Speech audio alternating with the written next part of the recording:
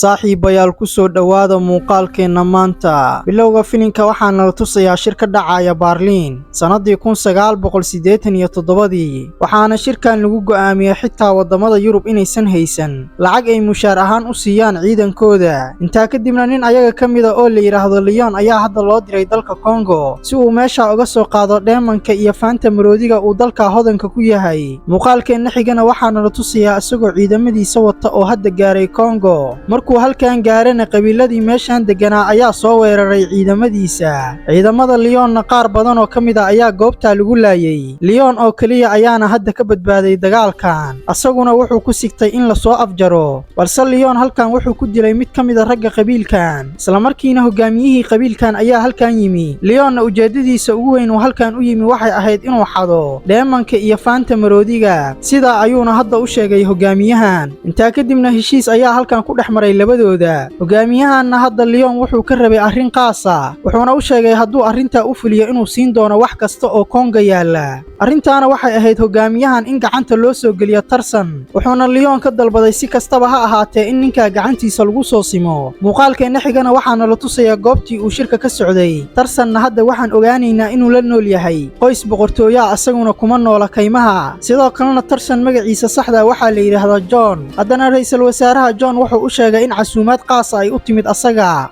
adigana si toos ah waxaa lagaaga rabaa inaa aadi Afrika. Dadka Afrikaanka ana waxay rabaan inay halka kugu casuumaan adiga. Sidoo kalena annaguna waxaan ka rabnaa inaa cilmi baaris nooga soo sameeyay meesha. Halkaasna macluumaad badan ayaa ka ogaan doontaa adiga. Balse John hadda wuxuu iska diiday inuu aado Afrika. Sidoo kalena wuxuu iska diiday casuumaadii meesha lagu casuumay asaga. Intuusan meeshan ka tagin ka horna isla markiiba meeshan waxaa yimi Mr. George. Halkaana waxaan ka ogaanaynaa Mr. George asaga xitaa inuu muddo badan soo joogay kaymaha. Intaa kadibna George wuxuu asaga ku yiri haddii aad meesha tagtid dadka reer Congo si fiican ayay kuu soo dhaweyn doonaan adiga. Adigana dhibaato intee leeg ayaa ka haysata inaa aadi meesha. Meesha haddaad tagtina waxaan hubaa inaa waqti badan meesha ku qaadan doonti adiga. Balse John wuxuu George ku yiri goobta waa meel aad u khatar badan. Haddana anigu ma rabo inaan mar kale u laabto Congo. Intaa dabadeedna George wuxuu asaga ku yiri haddii aan halkaa aadno dadka meesha jooga waa caawin karnaa annaga. Aniguna waxaan ogahay dadka reer Congo iyo boqortooyadoodaba inay khatar weyn ku soo wajahan tahay hadda. Dhawaanna Yurubiyaanka ayaa la wareegi doona meesha. Waana inaa halkaa tagtaa arrinta darteed. Intaa kadibna John ama Tarsan hadda wuxuu diyaar u noqday inuu dib ugu laabto meeshii uu ku dhashay. Sidoo kalena muuqaalkeenu wuxuu dib ugu laabanayaa waayo hore. Haddana waxaana la tusayaa Tarsan waalidiintii oo ku xayiran dalka Congo. Sidoo kalena ayagu waxay ku noolaayeen guri laga sameeyay geed korkii. Hooyadiina markay asaga dhashay kadib way dhimatay. Muddo kadib xilligaana aabihii wuxuu u maleynayay inuusan jirin qof kale oo u badbaadin doona wiilkiisa. wax yar kadibna halkan waxaa yimid daanyeer weyn oo gurila. Isla markiina wuxuu meesha ku dilay Tarsan aabihii. Intaa kadibna gurilaha wuxuu gudaha u galay gurigii ka dhisnaa geedka dhexdiisa. Markuu maqlay codka cunug yar oo ooynaya, gurilahan dhadigta ana ayaduna waxay wadatay dhalaan yar. Halkaana waxay ka soo qaadatay Tarsan waxayna bilowday inay dar yeesho asaga. Muuqaalkeena xigana hadda wuxuu u wareegayaa Tarsan iyo xaaskiisa Jane oo ku wada nool dalka Ingiriiska. Halkaana Jane taariikhda ninkeeda waxay uga sheekaynaysaa carruur yar yar oo meeshan joogtay. Sidoo kalena ayaga waxay u sheegtay xayawaano badan oo kala duwan inay ku nool yihiin dalka Congo. Xayawaanada meesha ku noolna waa kuwa aad u waaweyn. Intaa kadibna Jane waxay shaaca ka qaaday Tarsan inuu mar kale doonayo inuu dib ugu laabto gurigiisii Congo. Haddana Jane ayada xitaa waxay rabtay inay meesha u raacdo asaga, laakiin wuxuu ka diiday arrinta. Intaa dabadeedna Tarsan wuxuu ayada u sheegay in meesha ay joogaan qabiilo ugaarsanaya asaga. Aniguna qabiilka kama baqaayo, laakiin waxaan ka baqayaa haddaa meesha ii raacdi inay adiga waxyeello ku soo gaarsiiyaan. Si kastaba ha ahaatee Jane hadda waxay ku adkaysatay inay meesha u raacdo asaga. Muuqaalkeennana mar kale wuxuu dib ugu laabanayaa taariikhdii hore ee Tarsan. Xilligaana Tarsan ilmo yar ayuu ahaa, wuxuuna la noolaa daanyeertii dhadigta ahayd. sidoo kalena meeshan wuxuu kula noolaa walaalkii kaasoo ahaa daanyeerkii ay dhashay daanyeerada dhadigta ah. wax yar kadibna halkan waxaa yimi hogaamiyaha daanyeerada kaasoo hadda doonaya inuu soo afjaro Tarsan, laakiin arrintaa ma aysan dhicin. ugu dambayntiina wuxuu ogolaaday inuu ayaga la noolaado Tarsan. Tarsanna carruurnimadiisa waqtigiisa inta ugu badan wuxuu la qaadan jiray walaalkiisii daanyeerka ahaa. muuqaalkeennuna mar kale wuxuu dib ugu soo wareegayaa waqti xaadirkan. haddana tarsan wuxuu arkay dharkii uu xidhan jiray carruurnimadiisa, sidoo kalena jeen wuxuu isku dayay inuu mar kale wax fahansiiyo ayada asagoo u sheegaya meesha inay aad u khatar badan tahay. laakiin jeen waxay asaga ku tiri adiga iyo qabiilka ayaan halkaa idinkula noolaan doonaa. tarsanna markuu arkay madax adeegeeda ugu dambayntii wuxuu aqbalay inay meesha u raacdo asaga. muddo kadibna tarsan, jeen iyo georgiba waxay gaareen dalka Congo. isla markii uu tarsan meeshaan yimina hortiisa waxaa ka soo muuqday koox libaaxya. markay xaqiiqsadeen inuu tarsan yahana jacayl ayay ku qaabileen asaga, sidoo kalena waxay ku soo dhoweeyeen kaynta. dhinaca kalena georgi wuu naxay markuu arkay sida uu xayawaanada ula dhaqmaayo tarsan,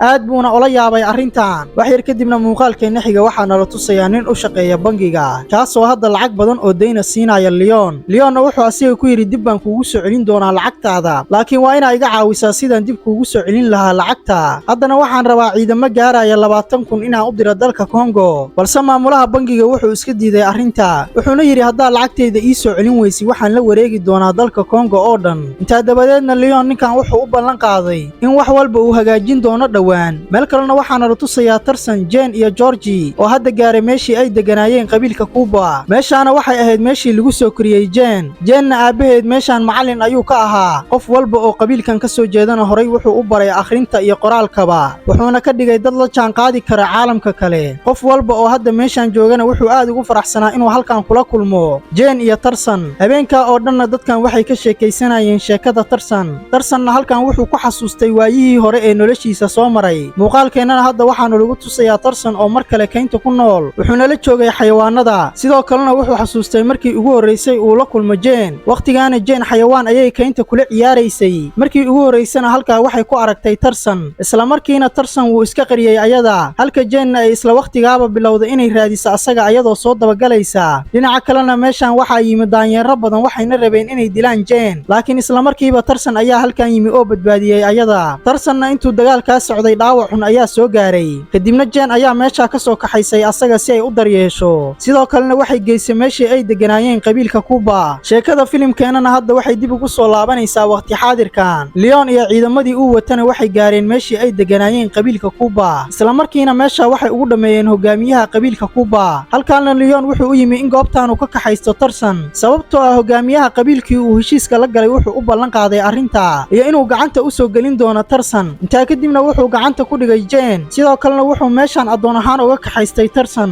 halka georgina uu meeshaan dabqaba siiyey. markuu ogaaday qof walba oo meeshaan joogay inuu kaxaystay leon, wax yar kadibna tarsan wuxuu ku guulaystay inuu ka baxsado gacanta cadowga, laakiin meeshaan waxaa laga kaxaystay saaxiibadii jeen. intaa kadibna tarsan markuu meeshaan ku soo laabtay wuxuu ogaaday jeen inuu horay usii kaxaystay leon. meesha hadda la geeyana waxay ahayd meel aad uga fog halkan, waxayna ku qasbanaayeen si ay meesha u tagaan inay tareen raacaan. intaa dabadeedna georgi tarsan wuxuu ku yidhi waxaan kuu raacayaa meesha. tarsanna wuxuu ugu jawaabay waan ogolahay arrinta, laakiin waxa ay weydiisaa sababta aan meesha u aadayo, adigana waxaa tahay qofka xaaskayga ay dhibka haysta ee dartii u gashay. meel kalena leon jeen wuxuu u sheegay casuumaadda inuu qoyska boqortooyada u soo diray asaga, uuna ahaa qofkii ka dambeeyey inay halkan yimaadaan. ujeeddadayda ugu weynna waxay ahayd inaan ninkaaga gacanta ku dhigo si aan ballankayga u oofiyo. jeenna ninkan hadda waxay u sheegtay qaladka ugu weyn ee aad noloshaada geshid waxay tahay inaad dalkan keentay tarsan. muuqaalkeenna xigana waxaana la tusayaa tarsan iyo qaar ka mid a ciidamada qabiilka oo hadda u socda meeshaa, sidoo kalena ordaya, waxayna rabeen inay meeshaa tagaan ayagoo ku dul socda laamaha geedaha. georgina hadda ma uusan ogeyn arrintaa oo dhan, balse mar walba wuxuu isku dayaaya inuu caawiyo tarsan. ugu dambayntiina ayagoo xarga isticmaalaya waxay ku dul degeen tareen meeshaa maraayay. tareenkaana markay gudaha u galeen waxay arkeen maxaabiis badan oo halkan lagu haysto, sidoo kalena la doonaya in addoon ahaan looga dhoofiyo dalkan. isla markiina tarsan wuxuu u dagaalamayay siduu u soo dayn lahaa dadkan. intuu dagaalkan socdana wuxuu meesha ku soo afjaray qof kasta oo ka mid ah askarta cadowga, sababtoo ah wuxuu rabay inuu sii daayo dadkan. meel kalena waxaana la tusayaa jeen oo hadda lagu qasbay in si xooga ay kula cashayso leon, isla markiina jeen waxay qaadatay mididii miiska cashada u saarnayd ayaga. isla wakhtigaana leon wuxuu arkay ayada, sababtoo ah kala bar wakhtiga noloshiisa wuxuu ku soo qaatay kaynta, waana sababtuu hadda u afgaranaya dadka halkan ku nool, sidoo kalena uu heshiiska ola galay ayaga. intaa kadibna wuxuu garaacay ayada, sidoo kalena wuxuu ka qaaday mididii, kadibna wuxuu gacanta ugu xidhay katiin caaro u eg. jeenna leon waxay ku tiri tarsan hadduu meeshaan yimaado kuma turi doono adiga, sababtoo ah waxaa ku xadgudubtay boqoradiisa. leonna wuxuu ugu jawaabay hadduu halkan yimaado waxaan u dhiibi doonaa qabiilkii raadinaya asaga, qabiilkaasna markaa abaalmarin ahaan waxay ii siin doonaan dheeman badan iyo faanta maroodiga. meel kalena hadda waxaana la tusayaa tarsan oo ka soo degay tareenka. georgina hadda hadda wuxuu ku yidhi waa inaan keligay meesha aadaa sidoo kalena dadkaanaan hadda soo daaya meesha ma geyn kari sababtoo ah haddaan meesha u kaxeeya dhammaantood waa la layn doonaa ayaga si kastaba ha ahaatee George kamuusan tegin tarsan wuxuuna ku yidhi meel walba oo aad tagti waan ku raaci doonaa adiga waana kula jiri doonaa ilaa aad gaartay magaaladii aad u socotay sidoo kalena aad soo badbaadisay xaaskaaga Jane haddana waxay tageen kayn meesha u dhoweyd isla markiina meesha waxay ku arkeen daanyeero badan intaa kadibna tarsan hogaamiyaha daanyeeradan wuxuu weydiistay inuu la dagaalo asaga isla markiina George wuxuu asaga u sheegay inuu la dagaalami doono hogaamiyaha daanyeeradan qofkii labadeena guulaysta ayuuna qof walba adeeci doonaa asaga intaa dabadeedna George wuxuu asaga ku yidhi sidee ula dagaali kartaa gurilahan aadka u weyn hogaamiyahan daanyeeradana cid kale ma ahayn ee wuxuu ahaa walaalkii daanyeerka ahaa oo ay isla soo koreen tarsan intaa dabadeedna tarsan George wuxuu u sheegay hadda daanyeeradu inay asaga ugu yeerayaan qaa'inul wadan sababtoo ah muddo dheer ayaan la noolaa dadka intaa kadibna dagaal weyn ayaa halkaa ku dhex maray labadooda laakiin daanyeerkan maadaama uu ahaa tarsan walaalkii dagaalkan intuu socday waxyeello badan ma uusan gaarsiinin asaga wax yar kadibna daanyeerka wuxuu soo aaday dhanka George halkaana tarsan saaxiibkii wuxuu ka codsaday inuu adeeco bahalka haddii kalena daanyeerkan halista badan wuu ku dili doonaa adiga halkaana tarsan wuxuu ka ogaaday arrintan oo dhan inuu ka dambeeyo Leon sidoo kalena Leon wuxuu rabay Jane inuu geeyo meeshii ay deganaayeen qabiilka reemiga ah sababtoo ah wuxuu ogaa hadduu meesha aado in gacan ammaan ay geli doonto Jane meel kalena hadda waxaana la tusayaa Jane oo qaar ka mid ah dadka qabiilka kula hadlaysa luqadooda isla markiina waxay weydiisteen inay meeshaan isaga tagto intaa kadibna biyaha ayay ku booday oo sidaa ayay ku baxsatay wax yar kadibna ayadoo dabaalanaysa waxay gaartay kayn meesha u dhoweyd isla markiina meesha waxay ku wajahday gurilo aad u weyn markay aragtay daanyeerkan inaysan ka baxsan karinna way adeecday asaga sababtoo ah Jane waxay ogeyd qofkii adeeca daanyeeradan inaysan waxyeelayn doonin asaga maxaa yeelay dhaqankooda ayaa sidaa ahaa meel kalena Leon iyo hadda raggiisii waxay gaareen kaynta ayagoo raadinaya gabadha markay arkeenna gacanta ayay ku dhigeen mar labaad isla markiina Jane waxay ayaga u sheegtay inaysan waxyeelayn sababtoo aniga ayaa diyaar u ah inaan idin raaco adinka intaa kadibna Leon wuxuu meesha ka soo kaxaystay gabadha halka raggiisana ay isla markaaba weerareen daanyeeradii mid ka mid ah daanyeerada ayayna meesha ku dileen tarsanna toogashada wuxuu ka maqlay meel xoogaa u jirta meeshaan sidoo kalena wax yar kadib waxaa meeshaan yimid daanyeerkii ay walaalaha ahaayeen tarsan isla markiina ciidamada Leon waxay xabadeeyeen daanyeerka laakiin waxa ayaga ka badbaadiya tarsan intaa dabadeedna daanyeerkan wuxuu fahmay tarsan inuu weli asaga u arkay inuu yahay walaalkii meel kalena Leon socod badan kadib wuxuu gaaray meeshii ay deganaayeen qabiilka asagoo wata xaaska tarsan dhinaca kalena tarsan hadda wuxuu dib u xasuustay waayihii hore ee noloshiisa halkaana hadda waxaan ka ogaanaynaa hooyadiisii daanyeerada ahayd ee asaga soo korsatay waqti ka hor inuu ayada dilay wiilka hogaamiyaha qabiilka tarsanna isla waqtigaaba wuxuu dilay wiilka hogaamiyaha qabiilka si uu uga aargudo hooyadii soo korsatay asaga waana sababta hogaamiyaha qabiilkan uu u raadinayo tarsan maxaa yeelay wuxuu rabay inuu ka aarguto sababtoo ah wuxuu dilay wiilkiisa Leonna hogaamiyaha qabiilka si uu uga oofiyo ballankii uu ka qaaday hadda asaga wuxuu u geeyay Jane tarsanna hadda wuxuu ku qasbanaan doonaa inuu meeshaan yimaado si uu u badbaadiyo xaaskiisa intaa kadibna Leon wuxuu heli doonaa dheeman badan iyo faanta maroodiga maadaama uu hadda hogaamiyahan u keenay tarsan meel kalena tarsan markuu meeshaan yimi waxaa asaga hareereeya dadkii u dhashay qabiilkan intaa kadibna meeshaan waxaa ka dhacay dagaal u dhaxeeya tarsan iyo hogaamiyaha qabiilkan intuu dagaalkan socdana tarsan wuxuu isku dayaya in hogaamiyahan uu fahansiiyo Leon inuu doonayo inuu qabsado Congo u badan ayuuna haystaa asaga adigana waxba ma samayn karti markay meeshaan yimaadaan 20,000 oo ciidan cadaan ah dhinaca kalena meeshaan waxaa yimid daanyeerkii ay walaalaha ahaayeen tarsan dagaalyahanadii qabiilkaana markay arkeen daanyeeradan xajmiga weyn waxay isaga carareen meeshaan intaa kadibna tarsan hogaamiyaha qabiilkan wuxuu u sheegay wiilkiisa inuu horay u dilay hooyadii hogaamiyaha qabiilkaana tarsan wuxuu ugu jawaabay wiilkayga ma uusan ogeyn daanyeerada inay tahay adiga hooyada wadahadal kadibna hogaamiyaha qabiilkan wuxuu fahmay wax walba halkaana waxaan ka ogaanaynaa Leon hadda inuu meel fog u kaxaystay xaaska tarsan meel kalena tarsan hadda wuxuu caawinaad weydiistay dhammaan xayawaanadii ku noolaa kaynta wax yar kadibna 20,000 oo ciidan cadaan ah ayaa halkan yimi si ay u qabsadaan Congo sidoo kalena xayawaanadu waxay diyaar u ahaayeen inay caawiyaan tarsan isla markiina xayawaanadu waxay weerareen xeradii ay deganaayeen ciidamada laakiin Leon wuxuu horay u sii kaxaystay xaaska tarsan